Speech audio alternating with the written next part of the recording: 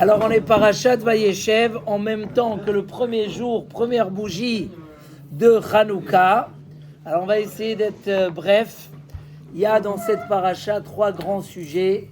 Le premier c'est Yaakov veut rester tranquille et saute sur lui la galère de Yosef, les 22 ans de Yosef en exil. La vente de Yosef avec les frères et tout ce qui vient autour. On a la deuxième partie, l'éloignement de Yehuda de ses frères jusqu'à son mariage, ses 3 enfants, la perte de ses 2 enfants, et que Tamar, elle veut à tout prix avoir le Mashiach de Yehuda. Donc elle attend dans un coin de rue avec le malach qui lui dit, et que Yehuda il finit par avouer, Tzadka mimeni, elle est enceinte de moi, et avec ça il a mérité la royauté par cette force d'avouer en public. Non, Tamar, c'était de base sa belle-fille. Il y a eu ici il y a eu le hiboum. À l'époque, il dit le Ramban, le hiboum se faisait beaucoup plus large. Et bon, toute l'histoire de Yehuda, peut-être c'est pas le sujet qu'on va choisir aujourd'hui. Les 2 premiers enfants, malheureusement, ils ont fauté au niveau de la Brit Mila, où pour ne pas avoir d'enfants, alors ils faisaient Zera Levatala, et à cause de ça ils sont morts. Et donc le troisième, Yehuda il voulait pas risquer. Ensuite on a le troisième sujet dans la paracha, Vayi Hashem et Yosef, Vayi Ish Matzliach. Le secret de la Hatzlacha se trouve dans la paracha de cette semaine. Celui qui prie régulièrement à Kadosh Baruch Hu, alors il a la Hatzlacha. C'est quoi Vayi Hashem et Yosef? Hashem était avec Yosef. Rashi dit que dans chaque chose, le nom d'Hashem était sur sa bouche. Il priait tout le temps, même sur des petites choses, même sur des choses, rien à voir. Il priait, il avait la Hatzlacha, et toute l'histoire de Yosef avec l'épreuve de Potiphar. Les 3 grands sujets de la paracha. Le Shla HaKadosh, il dit qu'il y a un grand lien, et Hanouka, j'ai envie de dire presque toujours, peut-être toujours, j'ai pas tout vu, tombe dans la paracha de Vayeshev. Et il dit le Shla HaKadosh, il y a un lien très fort entre ces 3 parachiotes, Vayeshev, Vayigash, Miketz, avec Hanouka. Mais le début déjà, c'est Vayeshev. Donc il y a un lien très fort entre l'histoire de Yosef Hatzadik et l'histoire de Hanouka. Et j'ai envie de dire aussi avec l'histoire où, entre guillemets, la guerre aujourd'hui, la guerre contre Hamas est une guerre contre les forces du mal absolu. Et donc, ça va être aussi lié à cette histoire. C'est quoi le lien entre les 3 choses? Quand le mal nous envahit, il y a plusieurs étapes dans le mal.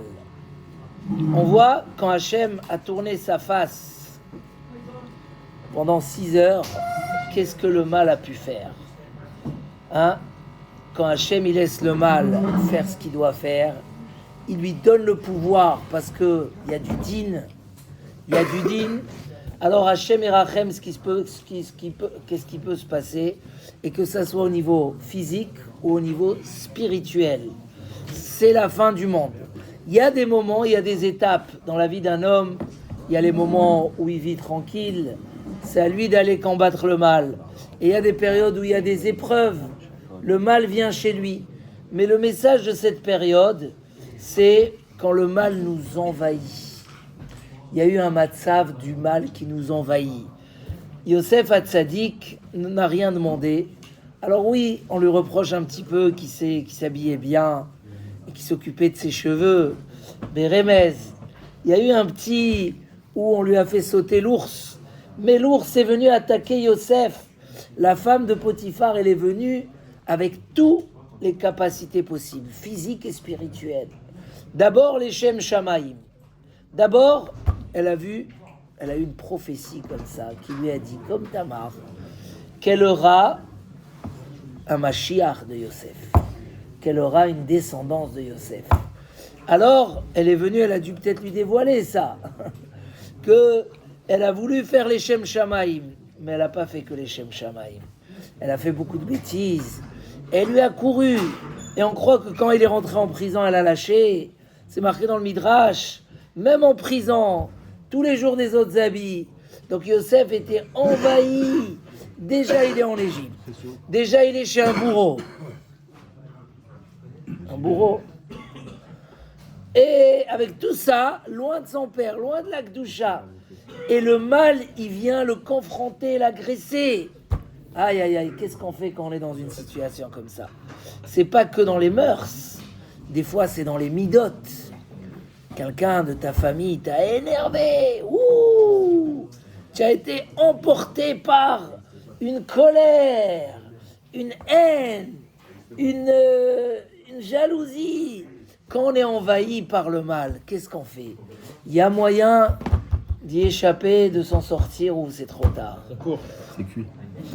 Hayam Rahav Hayanos, on a dit dans le Hallel ce matin, la mère elle s'est sauvée. Devant qui elle s'est sauvée?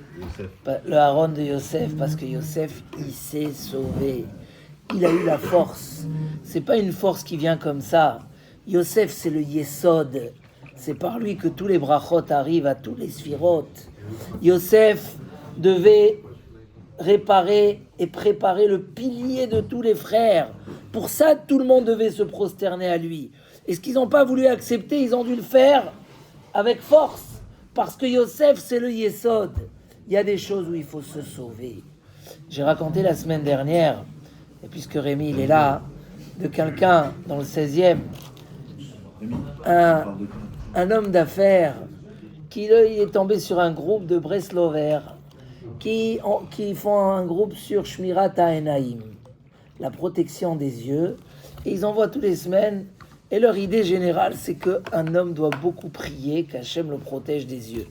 Et vendredi dernier, celui-là il m'appelle, il me dit alors tu as entendu, mais je t'ai envoyé quelques cours. Bon, moi j'ai entendu que un. Il m'a dit mais c'est important aujourd'hui, comme ça il me dit, moi il m'a gêné dans ce qu'il m'a dit. Tout le monde se font des erreurs au niveau des yeux. Tout le monde regarde des choses qu'il ne faut pas regarder. Il me dit, vous avez grandi dans un autre milieu, mais nous, il dit, et depuis que j'ai commencé à écouter ça et à prier sur ça, j'ai senti que bon, Hachem, ça m'a donné des forces de combattre. Il m'a dit, d'abord, ça m'a renforcé. D'abord, j'ai recommencé maintenant, j'ai réussi à faire attention. Et ça m'a donné même le goût d'étudier. Alors, je ne sais pas qu'est-ce qu'il a écouté, mais c'est sûr qu'il y a des choses où il faut se sauver.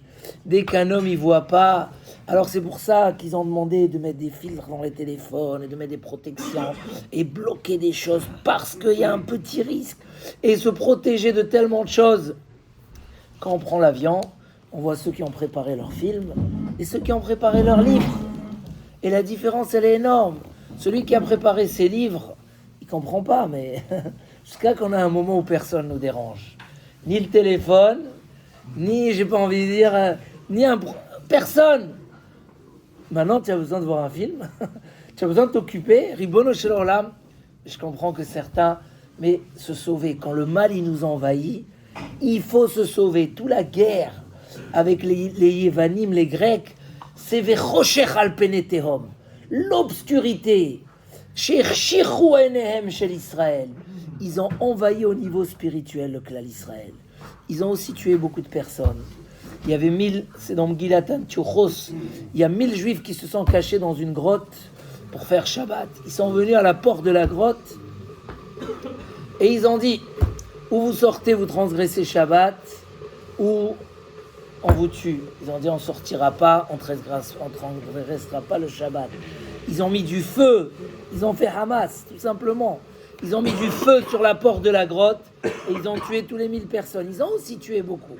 Mais leur guerre, c'était contre la Torah. Contre les... Donc, on est arrivé à un matzav où la Torah est définie ça, l'obscurité.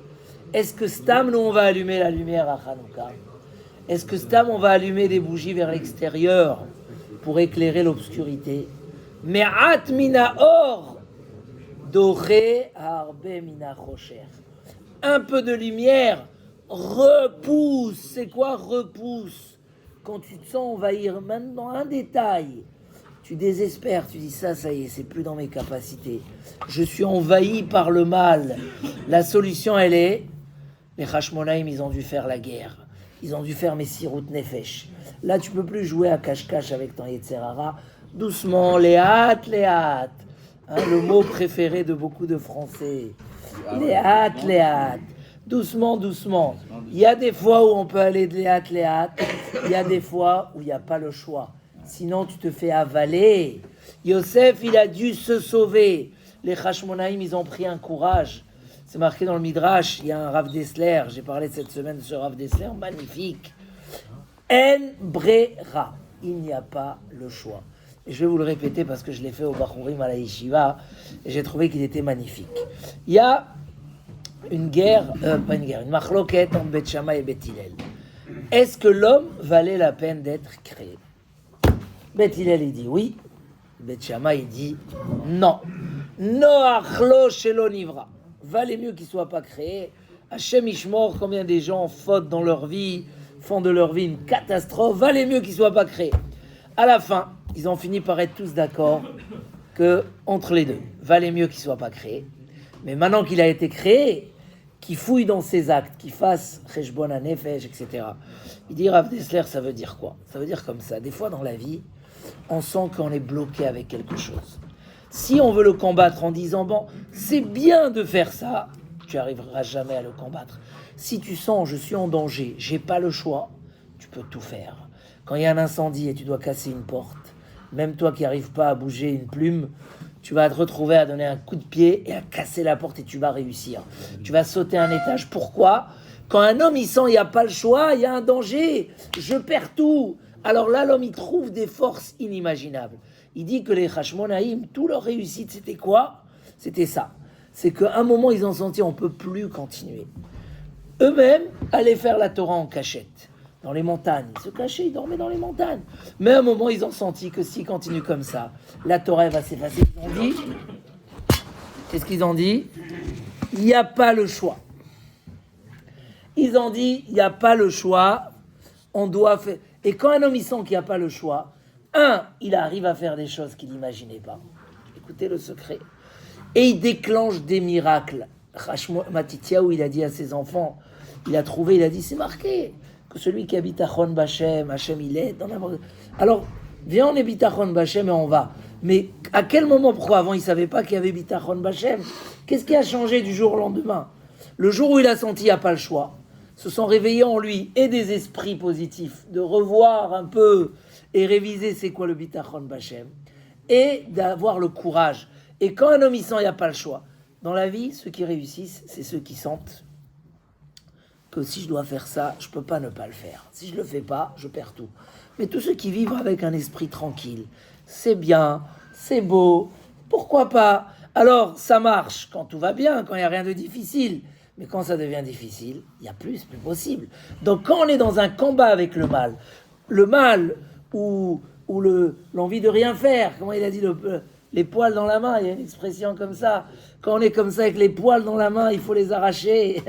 Quand un homme il se sent comme ça, c'est plus possible. Il y a en brera. Il n'y a pas le choix. Il dit c'est ça. Beth Shammai et Beth Hillel, à la fin, ils sont arrivés à une conclusion que si je fais pas, qu'est-ce qui se passe? L'homme qui sent que si je travaille pas dans ma vie, si je trie pas mes actes et je réfléchis pas qu'est-ce que je fais, alors Béhémet valait mieux que je ne sois pas créé. Ça veut dire je détruis tout le but de ce que je suis là au monde. Si je sens que sans réussite, si je sens que sans Torah, j'ai gâché ma vie, alors automatiquement je vais aller fouiller. Ah, maintenant ils étaient d'accord, Beth Shammai et Beth Hillel, que l'homme il doit sentir qu'il valait mieux qu'il n'a pas été créé. Et ça va l'amener dans un sentiment, alors je suis obligé de faire quelque chose de ma vie. Elle a une valeur, j'ai pas été créé pour rien. Donc cette pression-là va faire qu'il va trier ses actes, il va enlever les mauvais, il va garder les bons, et il va arriver à que oui, il valait bien qu'il soit créé. En fait, le noachlo shelo nivra, le sentiment que si je fais pas, alors chas v'shalom, j'ai gâché ma vie, j'ai rien fait d'elle, chas v'shalom, ça doit pousser l'homme à arriver. La plus belle tchouva des fois qu'on voit des gens qui étaient dans des réussites matérielles, qui les noyaient, c'est des gens que d'Afka parce qu'ils ont réussi. mais qu'ils ont continué à réfléchir qu'est-ce qu'ils vont faire de leur vie. Et qu'à un moment, ils ont dit, mais si c'était pour faire de l'argent, si c'était pour être riche, est-ce que c'est pour ça qu'on a été créé? Est-ce qu'on a créé un besoin pour le subventionner? C'est ça le but?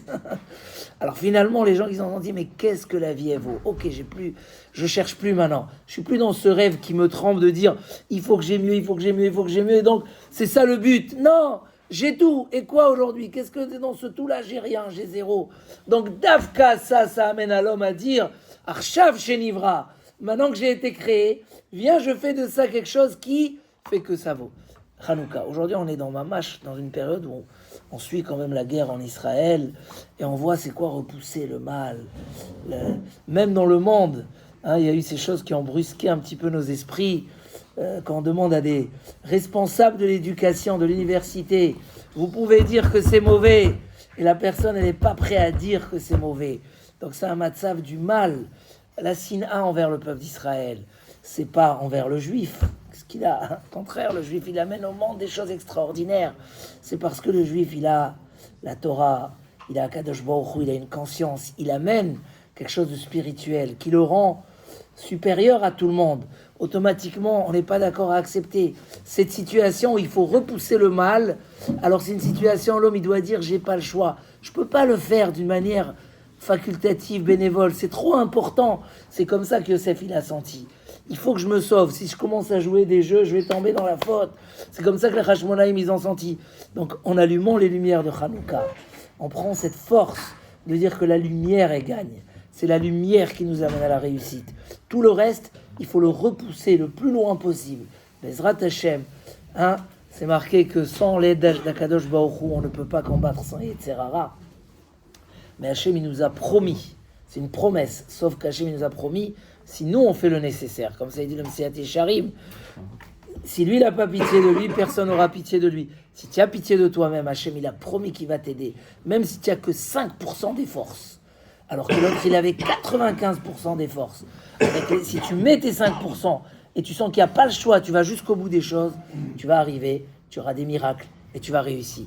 Et Bezrat Hashem, c'est ce qu'on aura et c'est ce qu'on souhaite et c'est ce qu'on prie que Hashem va faire avec nous, avec tout le clan Israël, chacun individuellement dans son travail personnel, des miracles et de la réussite et une fierté de ce qu'il est.